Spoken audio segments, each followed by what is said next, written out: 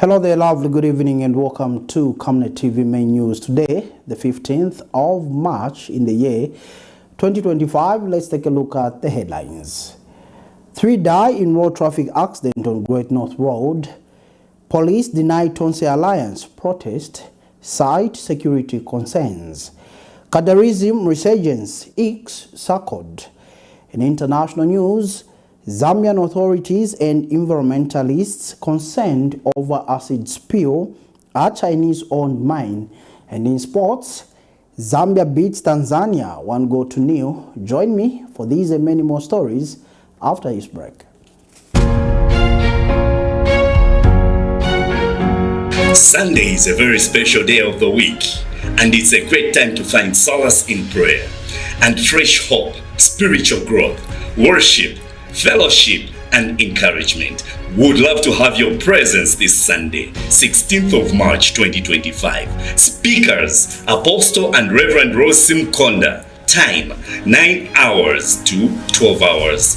Venue, Healing Word Ministries International, Ibex Hill, Kabulonga. For more details, contact or WhatsApp +260 962 965 883 or +260 979 753 010.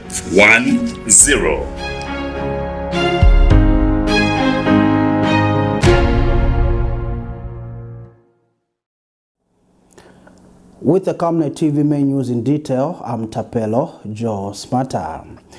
The National Road Fund Agency, NRFA, has donated 60,000 kwacha to the Cancer Diseases Hospital in Lusaka to support the country's health initiatives. Speaking during the handover ceremony, NRFA Acting Road Tolling Director, Engineer Charles Kandeke, emphasized the agency's dedication to supporting local communities through initiatives that positively impact health and well-being. He noted that cancer remains one of Zambia's major health challenges, placing a significant burden on families, communities, and the healthcare system. Receiving the donation, Head of Clinical Care at the Cancer Diseases Hospital, Dr. Paul Kamfwa, welcomed the gesture and acknowledged the hospital's critical role in providing comprehensive cancer treatment services. Meanwhile, Barbara Mwemba, a beneficiary at the hospital, expressed on behalf of the patients, describing the donation as a meaningful contribution to importance of continued support for cancer patients who often face emotional, physical, and financial challenges. Today, we are here at the Cancer Disease Hospital to make a small contribution as members of NRFA. We recognize that cancer remains one of the major health challenges affecting many Zambians, as alluded to earlier by Dr. Kamfa. The burden that the cancer places on families and communities requires collaborative efforts. And that's why, as NRFA, we are trying to come in, which even other sectors of our economy should also try to come in and participate. I therefore wish to emphasize that NRFA members of staff across the country came together and raised a very humble amount of 60,000 kwacha, which we are donating today towards supporting health initiatives at this hospital, the Cancer Diseases Hospital. So we believe that this contribution, in a small way, will enhance patient care and contribute to the ongoing effort in the fight against cancer. Operation Young Vote of OIV has called on the government to strengthen support for youth participation in decision-making processes, emphasizing the need for real opportunities in education, innovation, and empowerment programs. OIV Executive Director Ges Nyarenda highlighted the importance of creating a free and conducive environment where young people can express themselves without restrictions. He stressed that youth creativity must be nurtured and that marginalized groups should not be left behind in national development efforts. Mr. Nyarenda also underscored the need for increased resource allocation two initiatives that help young people develop their skills and potential. He encouraged youths to take charge of their future by leveraging their capabilities to shape the society they envision.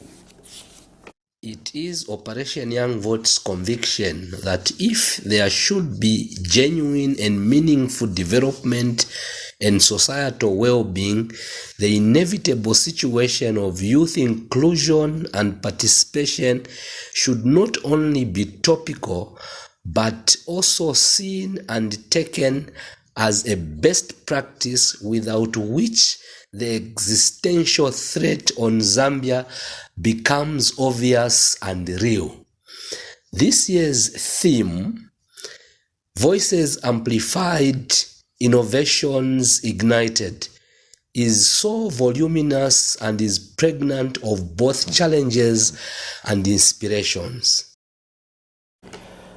The Zambia Police Service has expressed serious concerns regarding the planned protests by the TONSE Alliance through the Patriots for Economic Progress, PEP, scheduled for Wednesday, March 19th, 2025, against proposed constitutional amendments. Police Public Relations Officer Ray Hamonga emphasized the potential risks these protests pose to public order, safety, and security. He stated that while the right to peaceful assembly is recognized under Zambian law, intelligence reports indicate a high likelihood of infiltration by criminal elements who could exploit the gatherings to incite violence, disrupt business operations, and threaten public safety.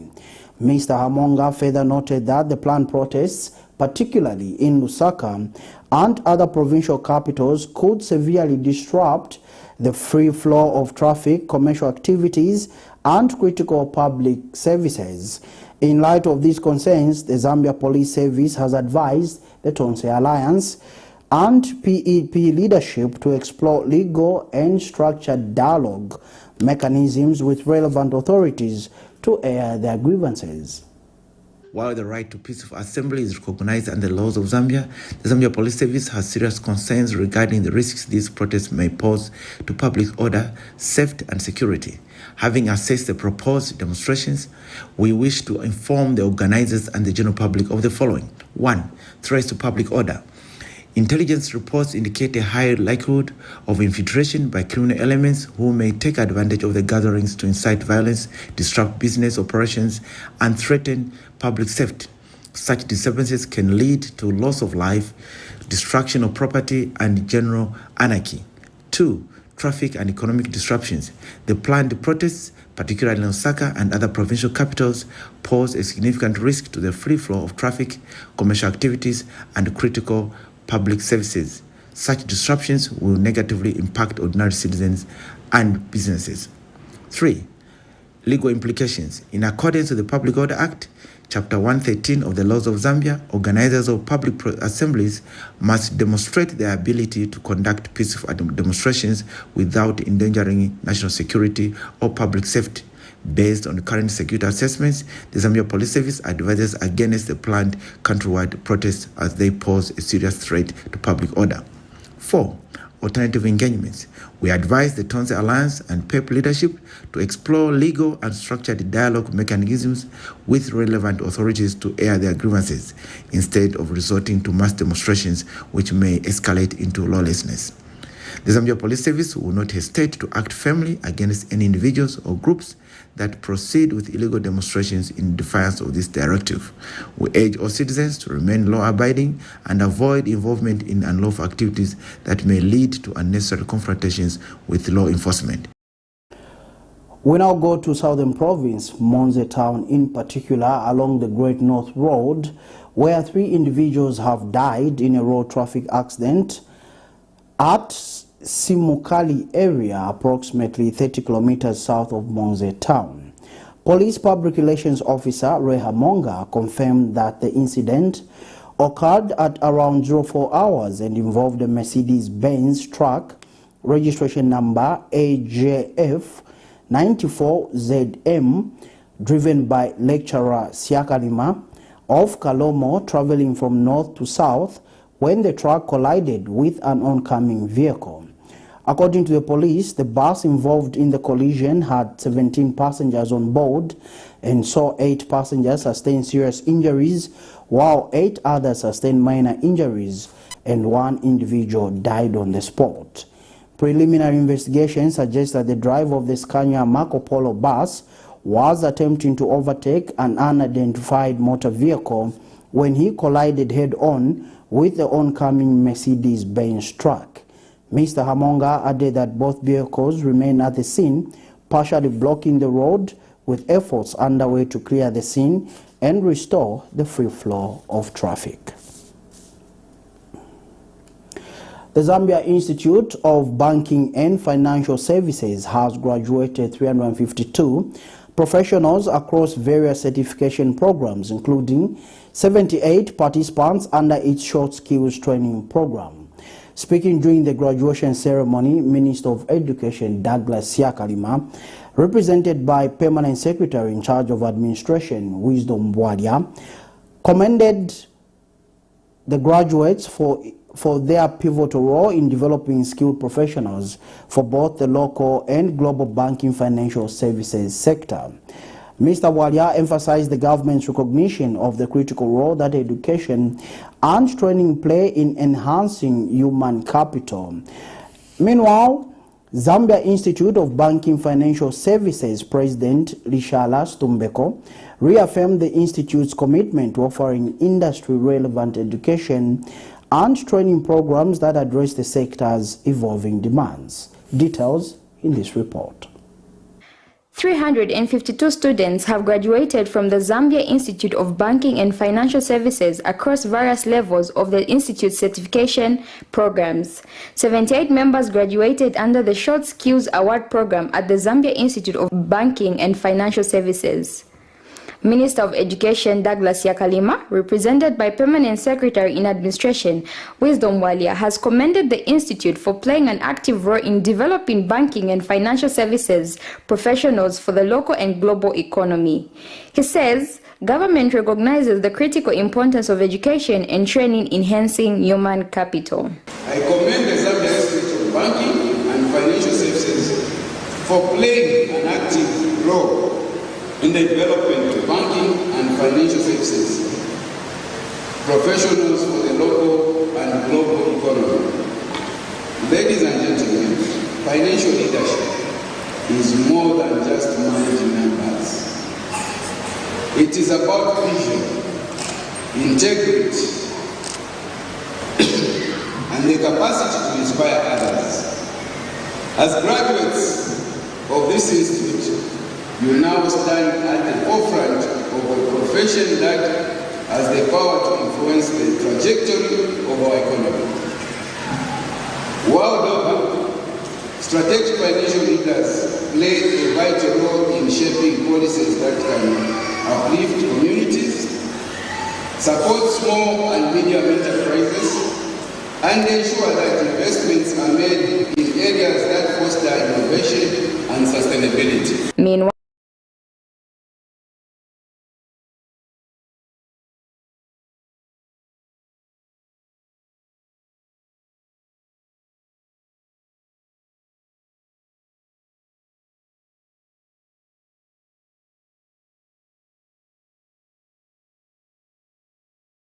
of Banking and Financial Services graduates. The Zambia Institute of Banking and Financial Services continuously addresses the training needs of our sector by offering education and training programs that are relevant to industry demands.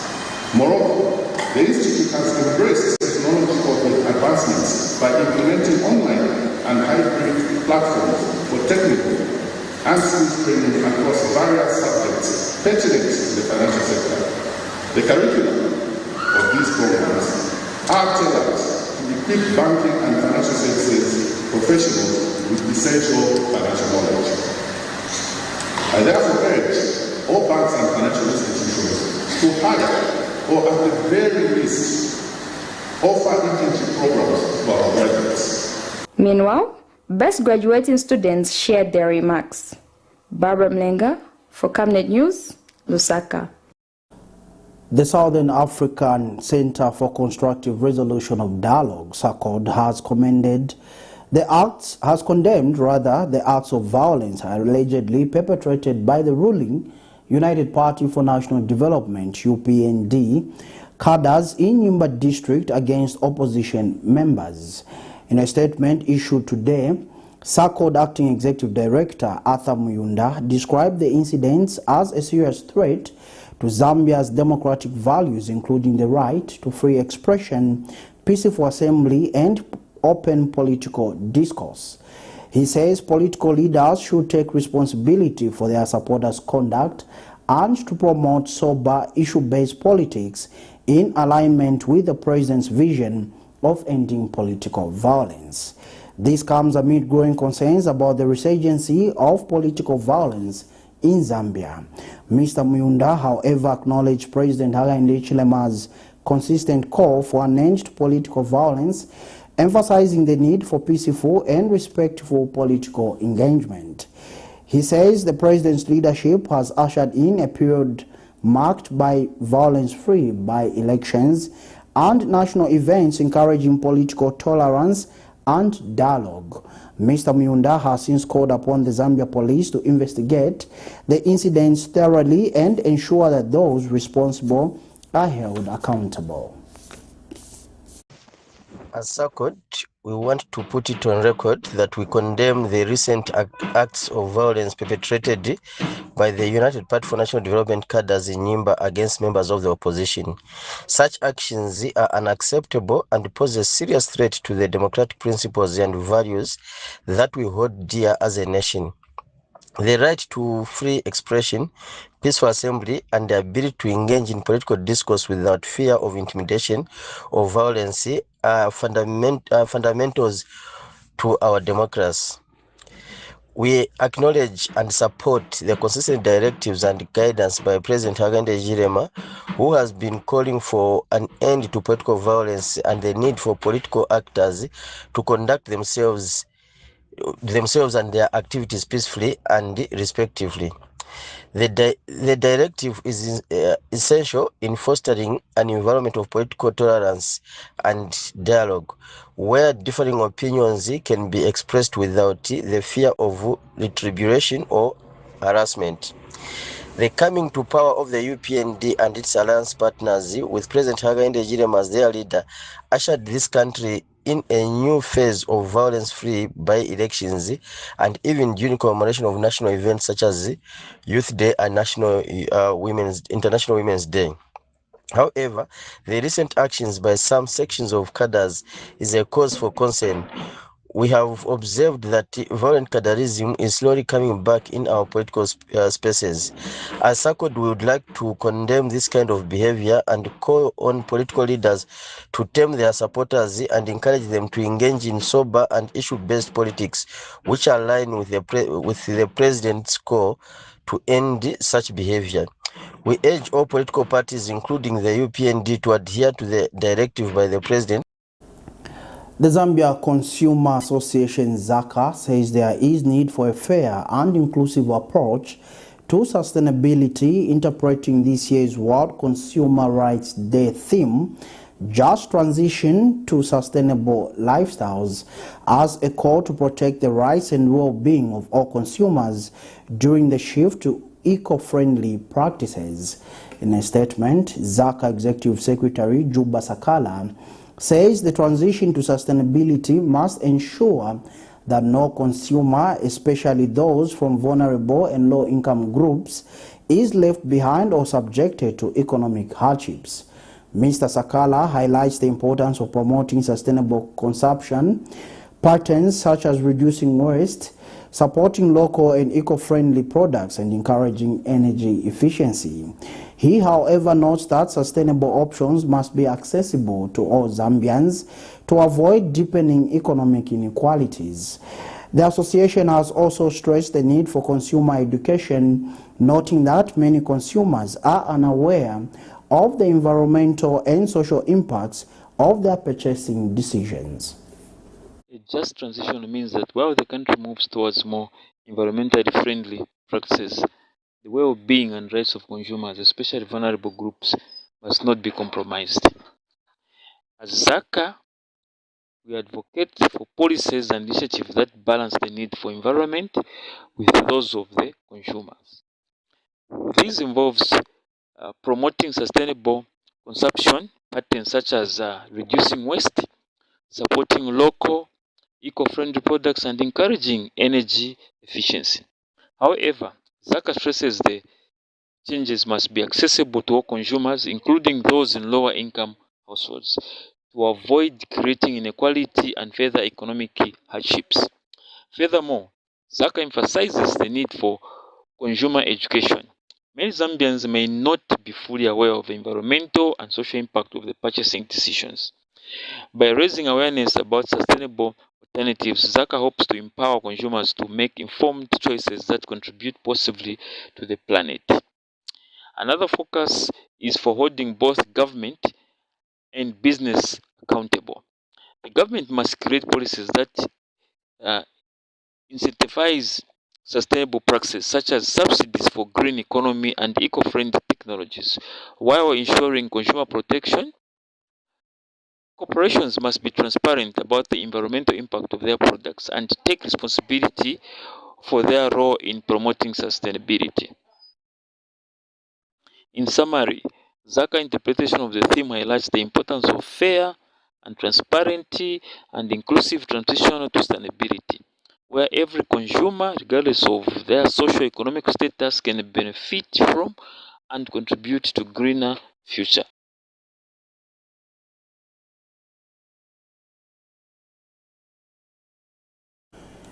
The African River System has launched a water security and dams monitoring project aimed at promoting water safety and sustainability across the country. Association Chief Executive Officer Bobson Sakala stated that the initiative is designed to monitor water quality in rivers, streams and dams, ensuring the protection of water resources and supporting a sustainable supply. Mr. Sakala explains that the project will utilize advanced monitoring tools to detect pollution early and implement corrective measures to safeguard both human and environmental health. He further revealed that the organization is working closely with the Department of National Parks and Wildlife to protect animals from the adverse effects of contaminated water sources. He has since urged citizens to remain vigilant and report any unusual changes in water color or cases of illness linked to the consumption of fish from unauthorized sources. As African Rivers, we have engaged other stakeholders to roll out sensitization about the dangers of polluting our rivers and also encourage responsible use of water in order to minimize stress on the rivers. We are urging the general public to report to relevant authorities of strange water color and disease from eating fish from undesignated sales premises. Water is life, and we all have a responsibility to take care of our rivers, which are the major source of fresh water, which we also drink as humans in our homes. How are we collaborating with the Department of National Parks and Wildlife to ensure animal safety? Well, we are effectively and consistently collaborating with the Department of National Parks in terms of wildlife protection and general ecosystem protection. African Rivers, together with other organizations, are calling upon the Department of National Parks to conduct a thorough audit to ascertain the extent of the pollution to the rivers across the parks and the health of the wildlife across the country. What's our call of action to the general public? As African Rivers would like to urge the general public to take keen interest in water and is helping. Let me say that again. African Rivers would Keepers Foundation Zambia has called for stronger collaboration between the Department of Agriculture and the Department of National Parks and Wildlife to address the growing challenge of human-wildlife conflict. Executive Director Ezra Banda emphasized the need to strike a balance between preserving wildlife habitats and supporting agricultural development to mitigate conflicts between humans and animals. Mr. Banda notes that human-wildlife conflicts often occur when people encroach on animal corridors in search of fertile land for agriculture. The organization has urged relevant authorities to review the current situation and implement proactive measures to prevent further loss of life. The animals, also they have got what we call corridors, especially big animals like elephants. But we do realize that human and animal conflict are caused because of people searching for where they can start having where they can earn a living through agriculture. Therefore, I think our concern is, can we try to start balancing out? You know, we need to preserve the natural resources, we need to preserve wildlife, so that also they have their own areas where they can freely graze. But at the same time, even human beings, we are saying they are looking for a livelihood through agriculture type of activities. So I think, basically, to myself, when I look at this, that the Department of Agriculture should work closely with the forestry as well as wildlife, so that they find the means of trying to preserve without harming the animals or without making people, suffer or starve or run out of food. So basically, I think we need to find a very clear point of where we can avoid animal and human conflict. This is common, but what causes that is that human beings tend to shift the search of fertile lands so that they cultivate. But in so doing, they end up going to the corridors of animals. So that's why we are seeing what is happening, like mostly like in Chama, where animals now are coming out of the bush and coming close to the villages. But at the same time, some animals, they are doing it out of fear, because I think of the poachers. When the poachers are out there, they want to secure themselves. As they're out, they are running out from their area and going to an area where they think is safe, but at the end of the day, they end up crashing with human beings. The Citizens Economic Empowerment Commission, CEEC, has reaffirmed its commitment to providing economic empowerment to citizens in an equitable and inclusive manner. Commission Public Relations and Communications Manager Michelo Mukata stated that the Commission's core mandate is to ensure fair distribution of resources with a particular focus on supporting marginalized groups. He says of the total empowerment funds, 40% is allocated to women, while 5% is reserved for persons with disabilities. Mr. Mukata, however, acknowledged that the Commission faces significant challenges in meeting the growing demand for empowerment funds due to the high number of applicants. To address the challenge, the Commission has explored alternative funding sources and established a partnership with Absa Bank Zambia under the private partnership to strengthen access to finance and initiatives. Has received applications in excess of 100,000, and the value of these applications is over 30 billion kwacha. Now this, against what we receive as empowerment fund from Treasury, is quite minimal. So we have in the past received 392 million, 350 million, as well as 387 million kwacha. And these amounts, in comparison to the value of applications that we receive, is very, very minimal. So what we do is try to beef up our resource pool by creating strategic partnerships such as the one we have created with Absa Bank Zambia. I'm sure you did hear about it, which took place last year in November, called the Public-Private Partnership for Broadening Access to Finance. That is another avenue that CEEC is looking to ensure equitable distribution of resources. So yes, we might be fighting against a huge demand, and rightly so, because there is a hunger amongst Zambians to get into entrepreneurship, and they look to CEC as a source for affordable financing. We will not relent just because we have limited resources, and that is why the drive for CEC more than ever before is towards recoveries, because it's from these recoveries that the Commission would then be able to support other entrepreneurs.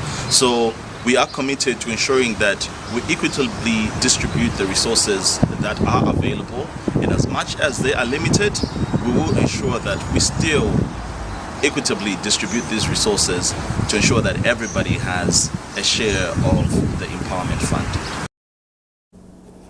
From Zambia's capital city, Lusaka, this is Camnet TV Main News. We now go to Western Province, where residents of Sioma district are urging the Western Water and Sanitation Company to expedite the construction of a water reticulation system to provide access to clean and safe drinking water. Speaking to Camnet News, Mabenga Kalaluka, a local resident, explained that the area has never had reliable access to safe drinking water, with most residents relying on water from the river. He added that some individuals have resorted to drawing water from shallow wells, which is often contaminated with salt. Mr. Kalaluka is calling on both the Western Water and Sanitation Company and local government officials to prioritize the development of the water project in the area. Musiabo Kabila now reports. With the rights of people to have access to clean and safe drinking water, the situation in Sioma district of Western Province is different. Some residents in Sioma are still depending to shallow wells contaminated with salt water. As a result, they resort to drawing water from the river. Speaking to Camnet News in Sioma district, some residents feel to be neglected as Western Water and Sanitation still fail to provide them with the commodity, and they are now appealing to government to intervene in the matter. Tunakupa kulikamba bela kwa 10 mezi, mwa sio maziele kataba ya mezi kolo wakakikola kwalinuka. Aba kwalinuka kafo kunene likwena za mazifeza abantu. Kero kupa kuliva lukuseze tanki yao naye kunuka kufuma na mezi. Maso mamezi ya shupide. Mocho mezi olunywa kia masila uluso.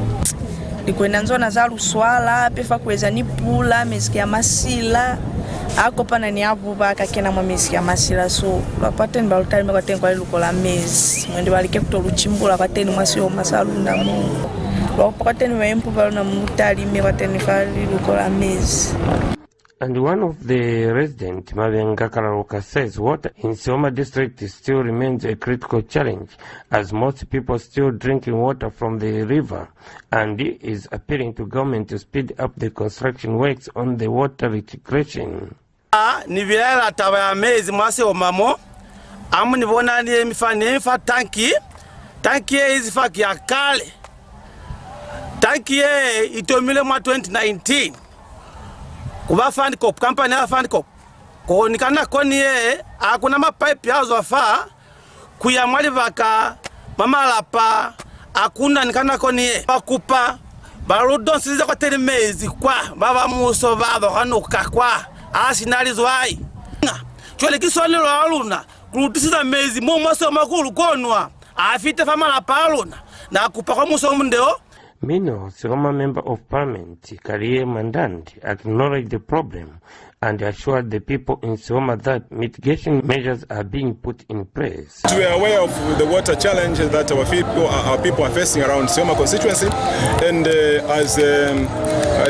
as government, we really haven't turned a blind eye to this problem. Actually, in a few weeks from now, they will be seeing a contractor starting works of connecting our small water scheme here, which hasn't worked for us at all, connecting it to the new program which is being done by Western Water.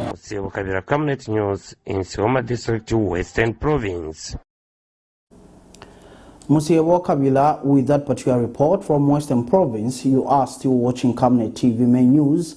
We now go on a break, but do join us for more news after this.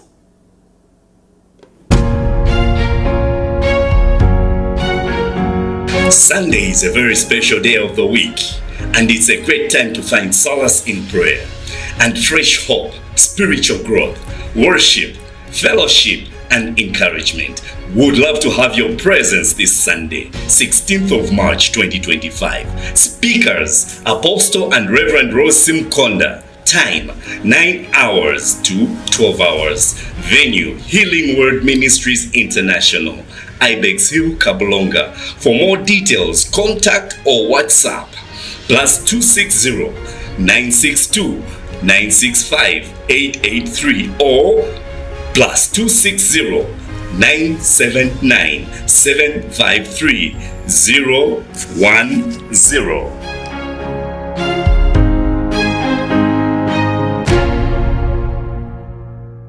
Are you looking for a reliable and efficient courier company with international standards? Then let UBZ Courier, your trusted partner in swift and secure deliveries, be your ultimate choice.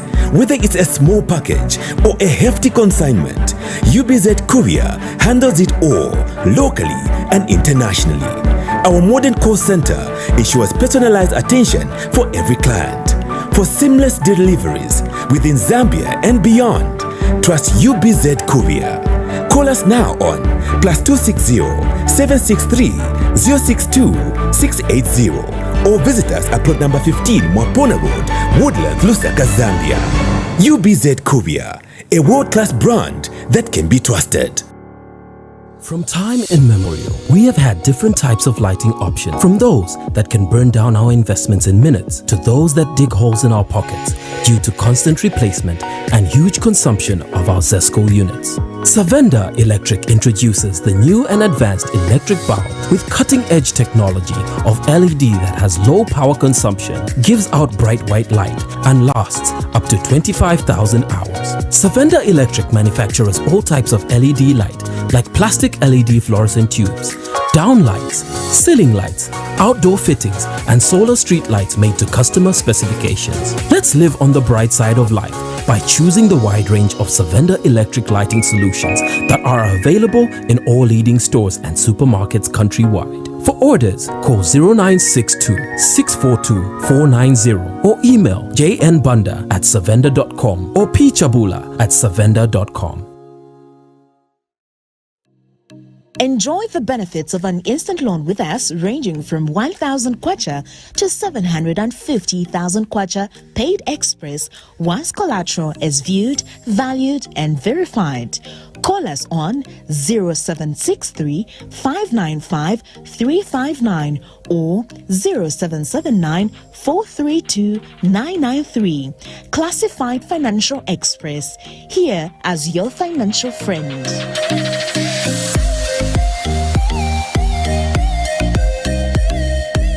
Every Monday to Thursday afternoon, join us for the Lunchtime Cafe.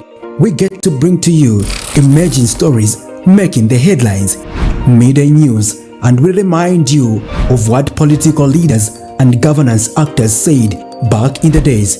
In Forgotten Stories, we emphasize to you the importance of eating healthy foods and leading healthy lifestyles on the Nutrition Corner. Get the latest updates in sports and critical interviews.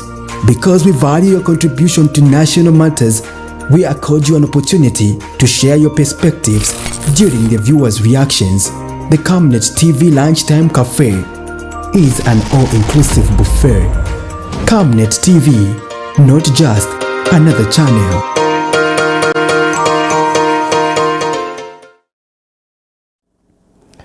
Welcome back and thank you so much for still staying with us on the Camnet News Desk. And now, in international news, Zambian authorities and environmentalists are expressing concern over the long-term environmental and health impacts of an acid spill at a Chinese-owned mine, which has contaminated a major river and could potentially affect millions of people.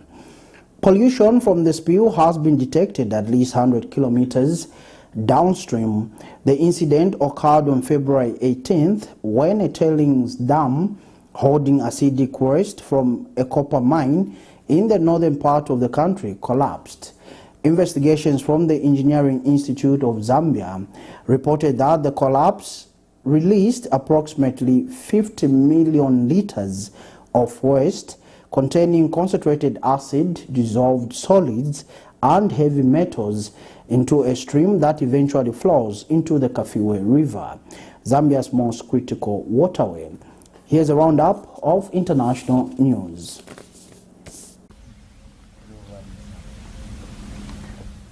Authorities and environmentalists in Zambia are grappling with the aftermath of a devastating acid spill caused by a collapsed tailings dam at a Chinese-owned copper mine. The spill, which occurred on February the 18th, has raised concerns over the long-term impact on the Kafue River.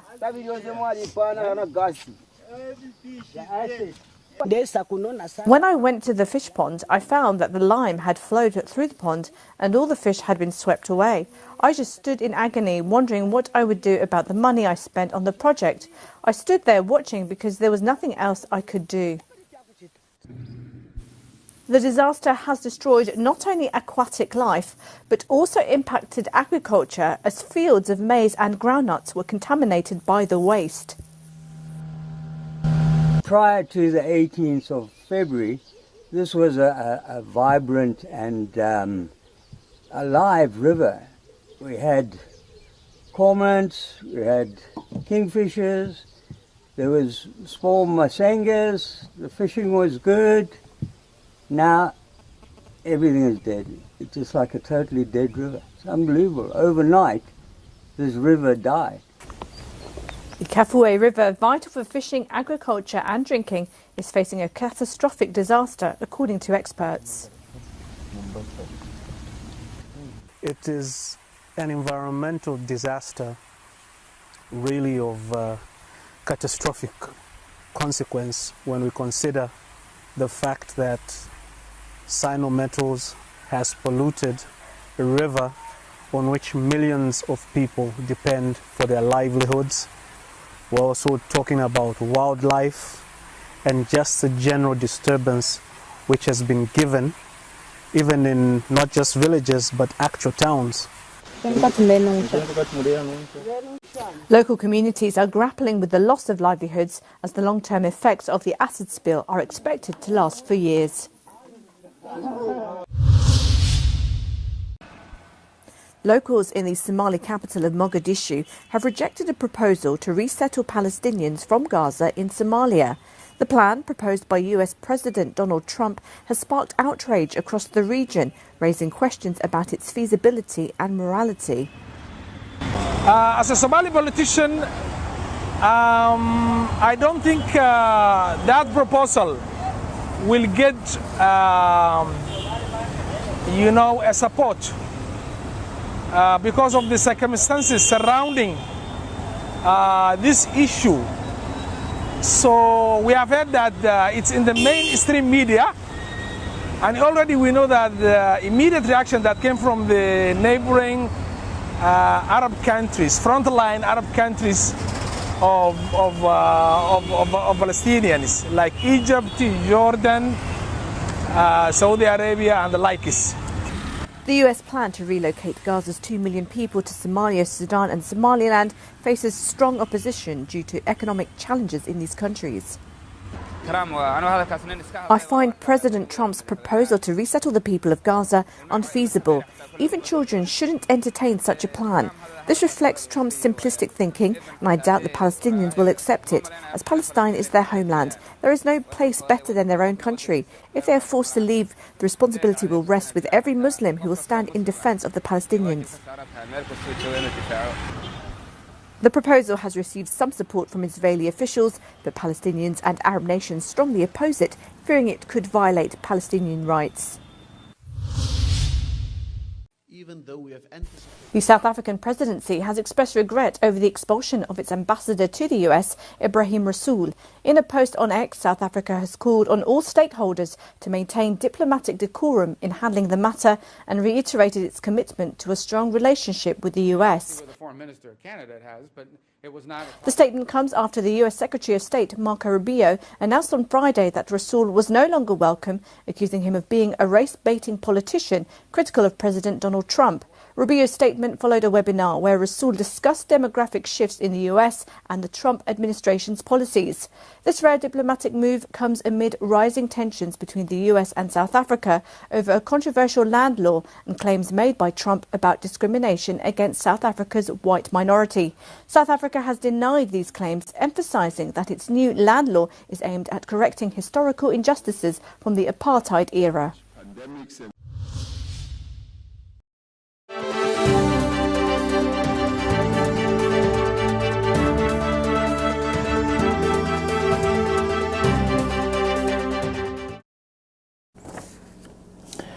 And now in sports news, the Zambia under-17s women national team delivered a commanding performance in the second leg of the FIFA under-17 Women's World Cup qualifier against Tanzania at the Levi Mwanawasa Stadium in Ndola today.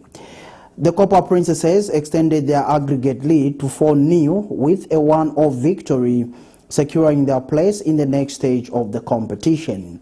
The match was tightly contested, but Zambia took control early in the second half. In the 53rd minute, Marcela Sekeseke connected with a well-placed free kick from Natasha Nkaka to give Zambia the lead. The goal left Tanzania with little room to respond as Zambia's defense remained solid throughout the game. Tanzania struggled to break through Zambia's defense, and in the 70th minute, a Tanzanian defender required medical attention, giving coach Carol Kanyemba and her technical staff an opportunity to offer more tactical instructions to their players.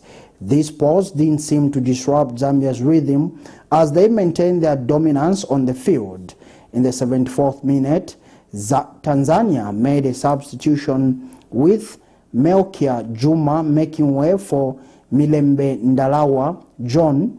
However, despite the change, Tanzania was unable to create any significant chances. With the win, Zambia sealed a 4-0 aggregate victory, and their impressive performance today highlighted their strength and determination as they continue their quest for World Cup qualification. Fans celebrated the Copper Princesses' success with high hopes for the next phase of the tournament. Well, we can only say congratulations to the Copper Princesses for making the Zambian flag fly higher. And that particular sports item brings us to the end of this edition of Main News on Camnet TV. But before we go, a recap of stories that made headlines. 3 die in road traffic accident on Great North Road. Police deny TONSE Alliance protest, cite security concerns.